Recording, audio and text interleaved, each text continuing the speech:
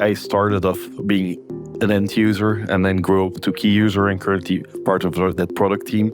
And we also notice is that with our new product organization, where we are building the tools for all our employees within Electrolux, we really transformed that the product domain is not longer an IT topic, but the product domain became a mix of business and IT people. And I still think that business is not represented enough there, but we are on a journey, product domain journey there, where we are transforming to involve business even better there. And it really helps on getting these IT people to understand, okay, this is the actual need, to help them, show them, and let them feel what we are actually building this solution for.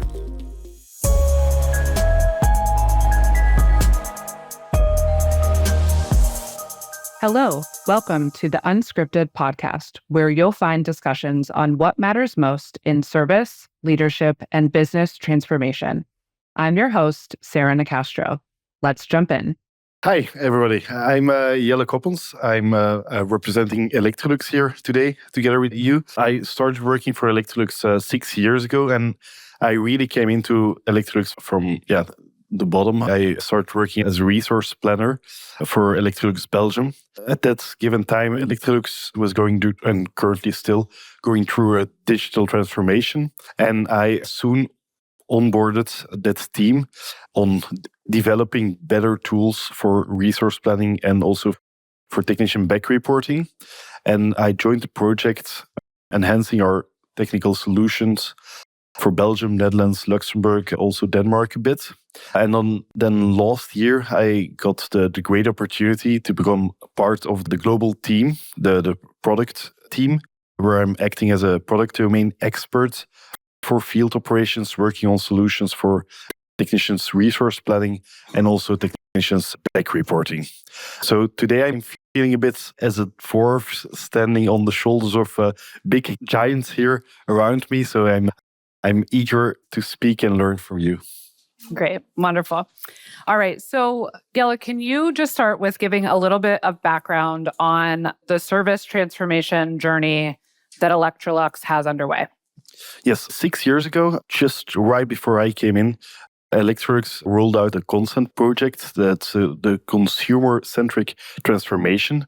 And our goal of that project was to stop being just a manufacturer of appliances and change towards a brand where we offer consumers a journey from buying the appliance and then informing him about his appliance to providing a peace of mind after buying the appliance, and then at the very end, targeting the consumer to buy a new appliance of us again. So one thing I love, I keep pointing at you. No, from a marketing perspective, though, there's a peace of mind function within Electrolux. Like there's a head of peace of mind. Yeah. I just think that's brilliant from a marketing perspective to illustrate that customer centricity. And that restructuring that took place kind of goes back to that need to eliminate silos, although not just within service, but looking at how the whole company was structured from the perspective of the customer journey, right? And so obviously service represents a very important part of that, but it was a broader view than service alone, right? Yeah, correct. Yeah, our consumer-centric transformation, it's really from a marketing perspective where also we transformed our ERP system, the finance system. But of course, for me, service is most important topic there, because this is where we really learn and understand what the consumer wants, what the consumer prioritizes, and it creates a lot of opportunities to come close to the consumer and to change his experience in using our product. Okay. So before you embarked on the service transformation journey, what were some of the biggest pain points, inefficiencies? What were the problems that needed to be solved that you knew could be solved through adopting a new technology? I will focus on the problems within the field operations of our product. And the main thing that we were missing was visibility. We had a system where we were able to plan, and in Belgium, by example, we planned around 8 shops a day for a technician. But then afterwards, we lost a lot of vision. We didn't get any feedback on the progress of a technician. And even when a consumer canceled his appointment, it was really difficult for us to visualize that a gap occurs there. And it was even more difficult to fill up that gap, making sure that we didn't lose precious time of our technicians. And those were the challenges that we recognized upfront, and that we knew that with our new solution, we needed to face them head on. So the reason I feel like this topic aligns well with what we've talked about is because we need to be, as we just talked about in Daniel's session, modernizing the way we look at the talent landscape and how we adapt to it. But the reality is there's also a lot of organizations that have really big inefficiencies in how they're utilizing their existing resources. So we also need to be reflecting on that, right? If you're not leveraging the talent that you do have, you don't want to just keep bringing people in, right? Can you talk a little bit about how you viewed the technology piece, so the IFS service management solution, and the process changes that you made along with it to help improve the utilization and benefit the technicians, the customers, and the business? So our main focus point was, one of our focus points was, of course, to create visibility and to connect our different systems, making sure that we understand what we're doing and we have a visibility on what we're doing. And the focus points for the technicians was to get rid of a bit of frustrations, because our technicians had frustrations on not really being able to know when exactly they were going to be home, because we just gave them 8 jobs. And for some technicians, that worked out, perfect. They arrived home every day at 1, 2 o'clock. But some technicians, they really struggled to stay within their 8 hours of working. So within the tool that we gave to the technicians, it was important that we were able to control better the work that we were giving them and make sure that we're optimizing the resource planning, keeping in mind the travel, but also possible traffic jams, etc. That was the main purpose there. But also, our technicians, they're good at repairing things. They're not specifically good drivers. There are good drivers between them, but that's not their talent. We want to use them, and we need to maximize the time that they're repairing devices.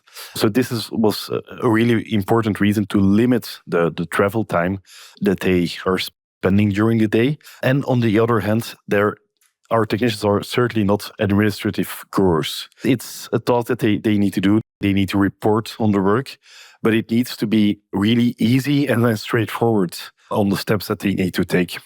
And this is where the app comes in, and we chose for the IFS FSM mobile app, where technicians are using a flow to help them through the repair.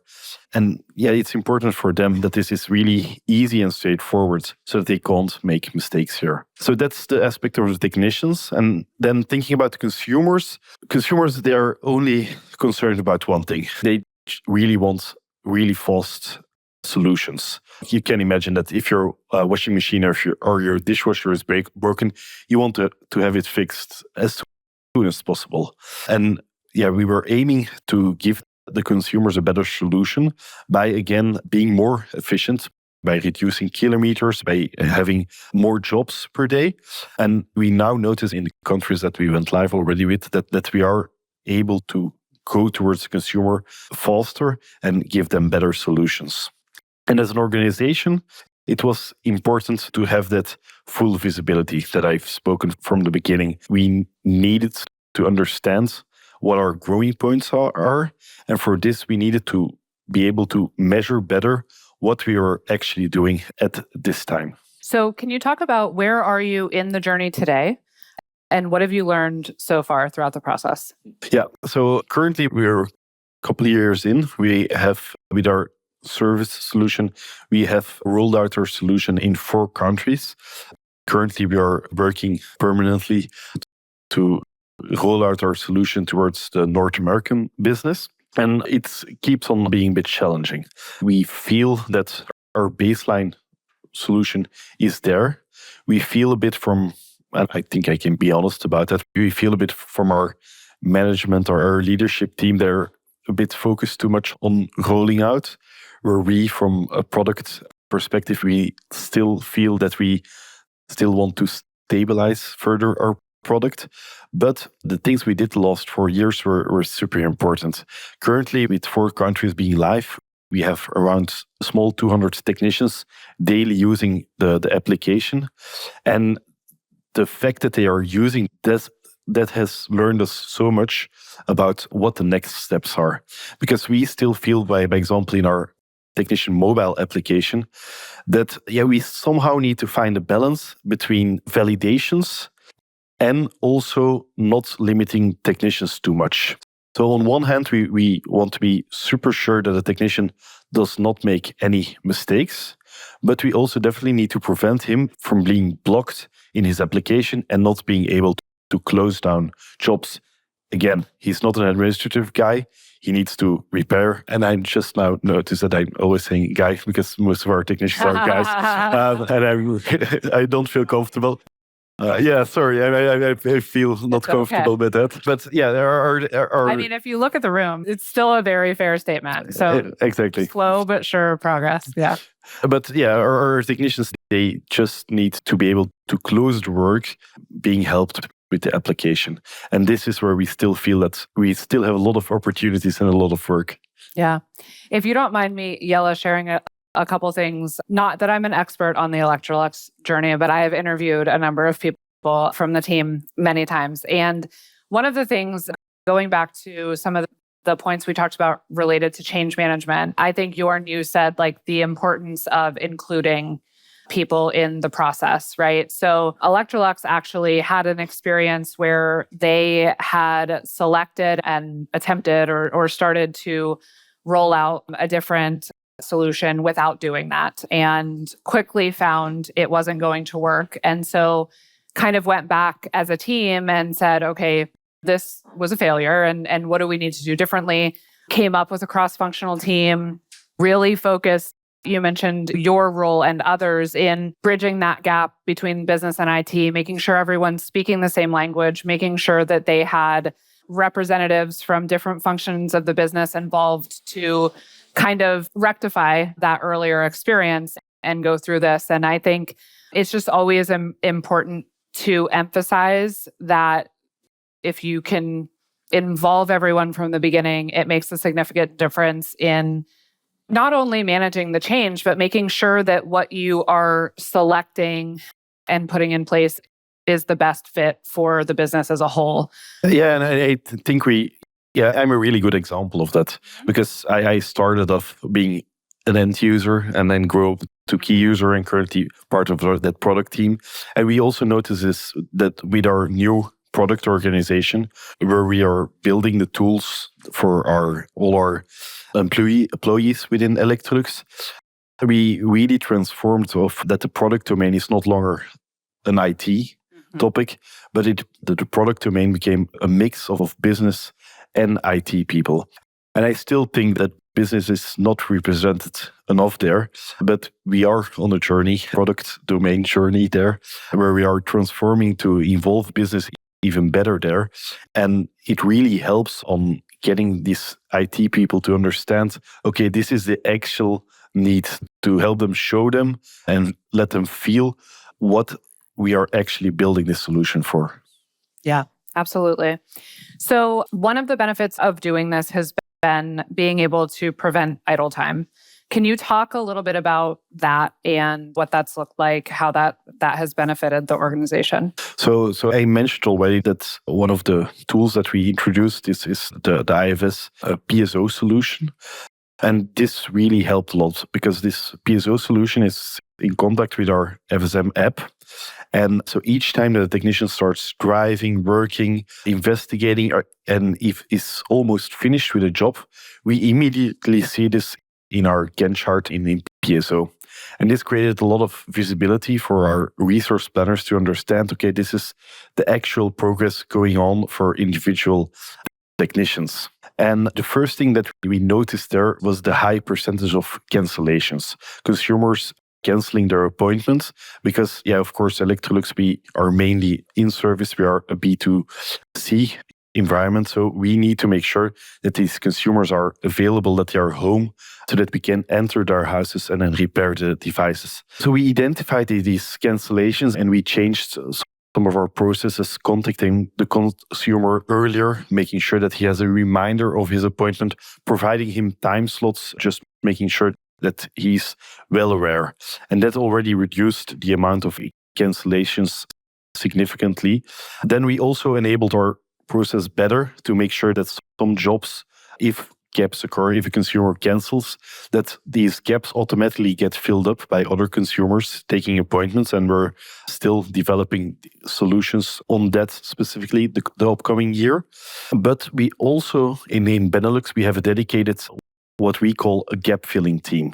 So this team, they make it their purpose each day to look through the Gantt chart, find the gaps of tomorrow, and actively contact consumers to take an appointment, an earlier appointment, and to help them further. This team, they've done a splendid job, because last year alone, they increased the amount of visits with 8%. We kept track of it. It was a huge success. But from our product perspective now, we are still investigating to see how we can better automate this process, because of course currently it's quite an intensive job of finding the consumers that you can contact and making contact with them. Yeah. So on the topic of change management, what has your experience been with how the teams have responded to the introduction of the technology, how you've overcome any challenges, that sort of thing? Yeah, it was a big gap in the beginning, because you can imagine, I was telling it in the beginning, some technicians, they were home early every day. And when this became visible, it was, of course, very clear that this was not longer a possibility. But I think with our technicians in Benelux, I think it took almost a year and a half to really adapt them to this new way of working. It was a lot of storytelling, a lot of meetings. At the end, it was really our service manager explaining to them, okay, you guys, you need to understand, if we want to keep doing our repairs ourselves, we need to remain profitable. And what I need from you guys to remain profitable, it's this amount of repair minutes a day. He said, okay, what I need from you guys is 200 repair minutes a day. And this helped the technicians also to understand, okay, I need to make sure that by day, I need to be repairing devices 200 minutes. If I go below this benchmark, then I'm not earning the money that my company needs. And currently you see already that some teams are competing in making sure that their number is way higher than this required 200 minutes. But it was important for them to understand and to really show them the Excels of the budget, where we showed them, okay, this is the amount of minutes that we need to pay our service organization. That's a short question to understand. So the billing was based on the time and not on the job that it was done. There are different aspects of that. We have some work that we bill on minutes-wise. In internal things, we have some that we do on job completion. It depends. But at the end, we calculated it and we presented it towards them. Yeah, exactly. Because that was something, the minutes is something that a language that they understand. Short question to that. We had a little bit same situation like that.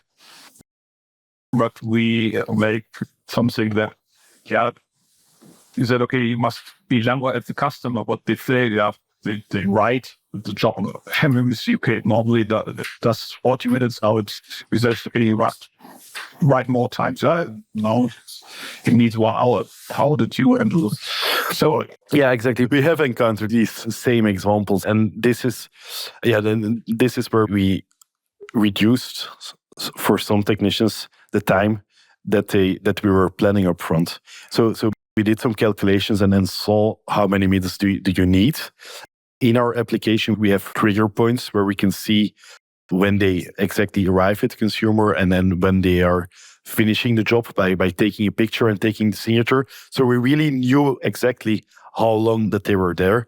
And then we noticed that some technicians that were just taking too long there, that we just reduced the amount of minutes that they got up front. And then they again felt the push to reach this goal that they were given upfront. And then we just add another job so that at the end, that they still arrive at the minutes that they needed to achieve. But we really are currently still doing a lot of personalization. Some technicians, we just give them a bit more time.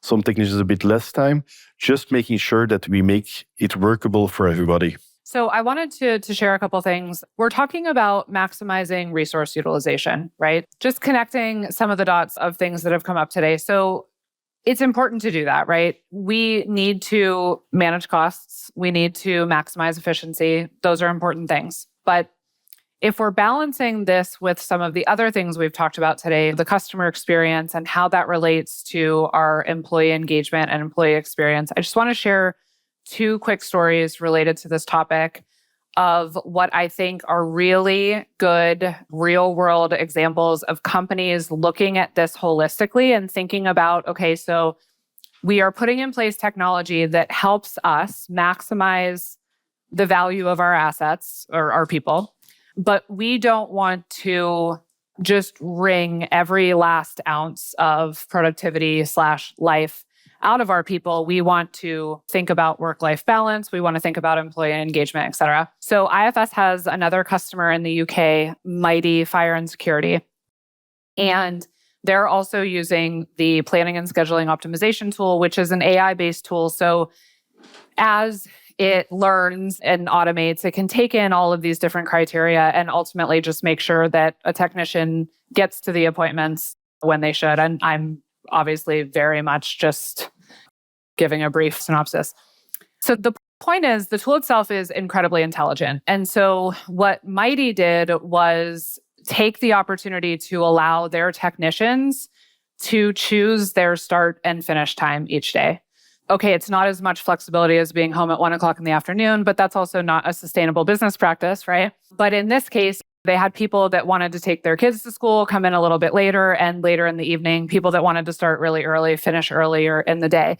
Because the tool can balance and automate all of that work, they're able to give their employees that choice. And I think that's a really powerful example because they're still gaining productivity, efficiency from implementing the tool, but they're giving some power back to their employees to make it also beneficial to them as human beings. Yeah. Is that extending the service hours for you as an organization as well? It's a benefit because they shift their activity in the late evening. Exactly. Yeah, we're doing similar things in Belgium as well, where we work with an early shift, a normal shift, and a late shift.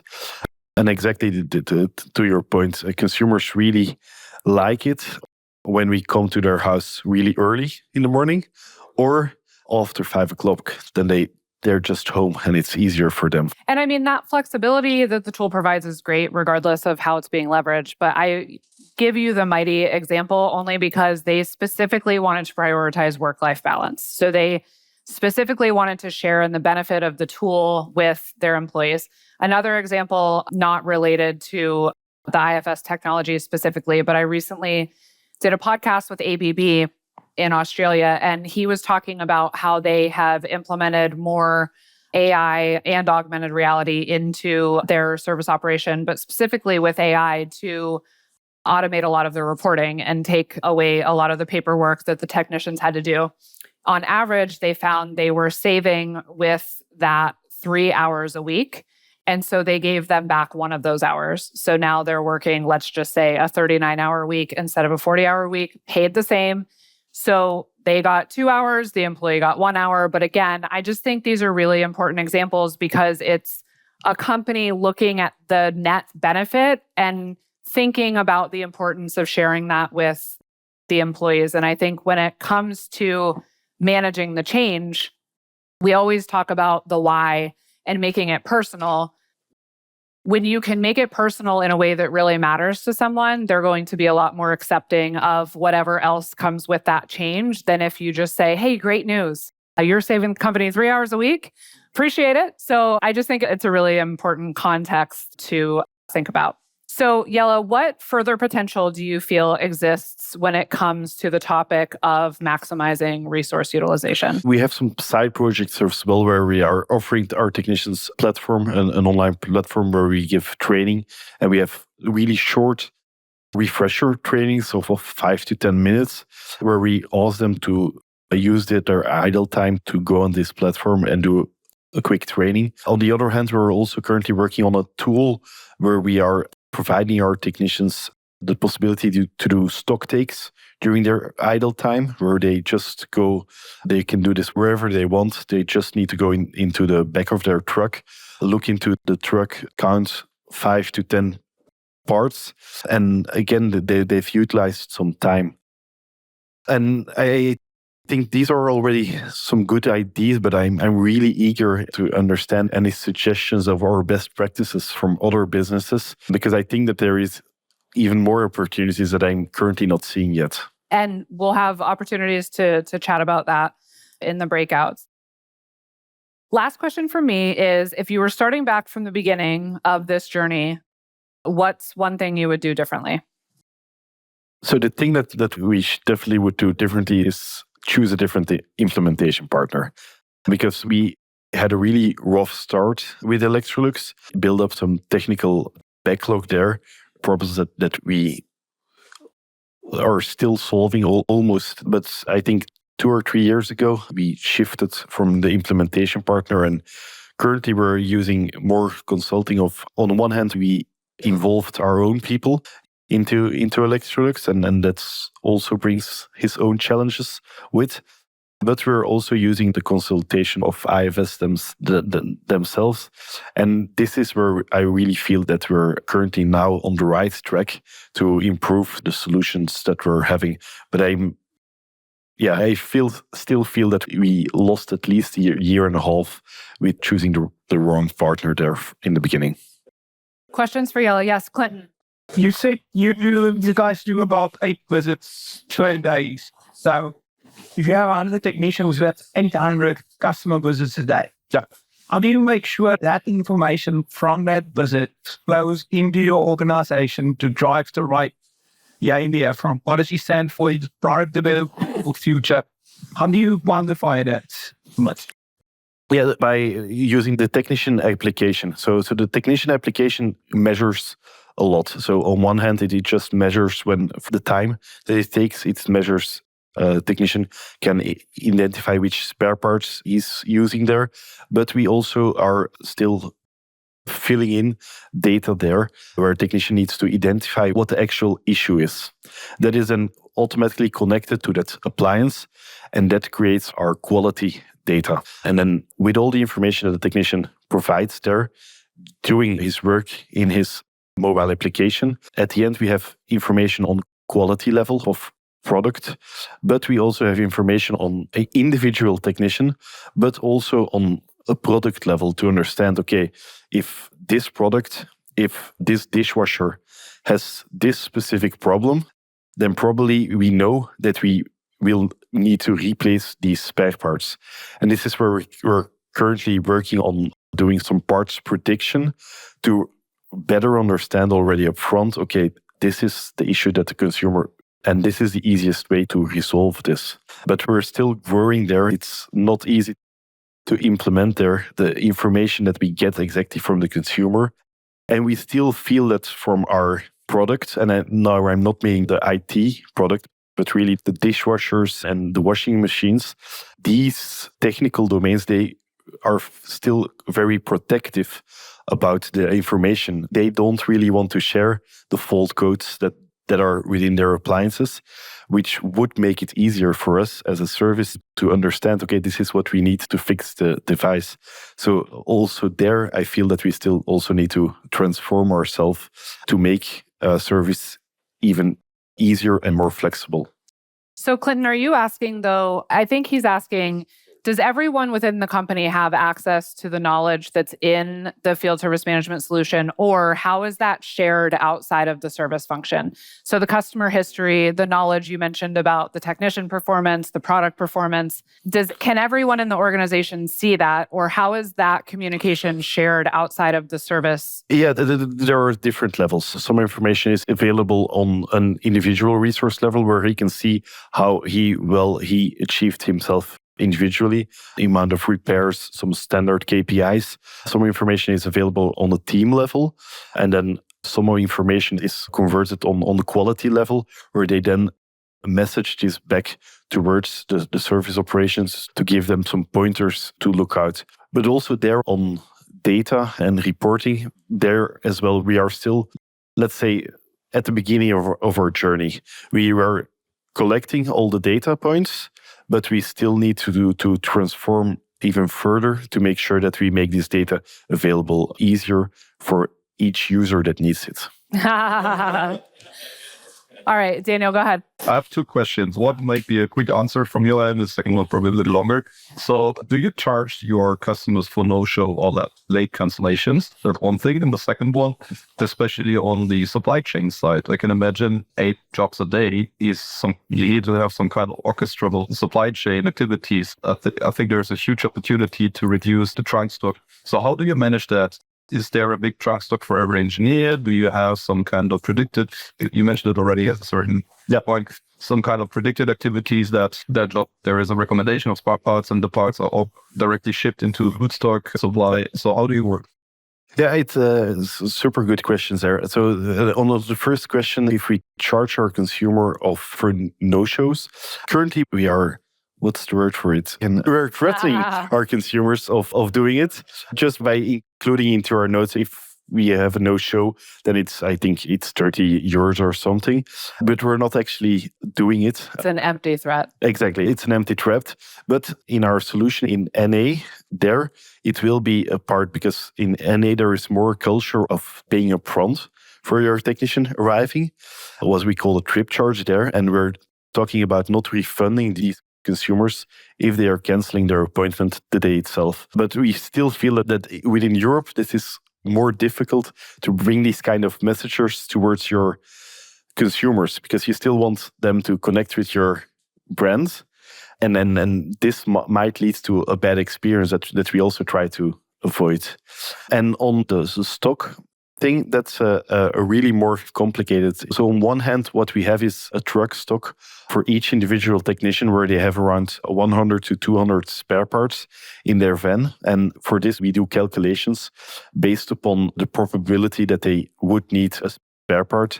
And currently, we're not doing this enough. We do it only once a year, where we revise the stock. And our goal and ambition is we have some new reporting there going on to fetch better data and to understand better, which spare parts we use, and maybe even on an individual technician level, because some technicians use more spare parts of a specific type than others. But on this only covers, I would say, around 30 to 40% of the spare parts that our technicians use. For the remaining spare parts, we ship them in Europe towards the technician in daily deliveries to our technicians, just making sure that they have these spare parts delivered in their van.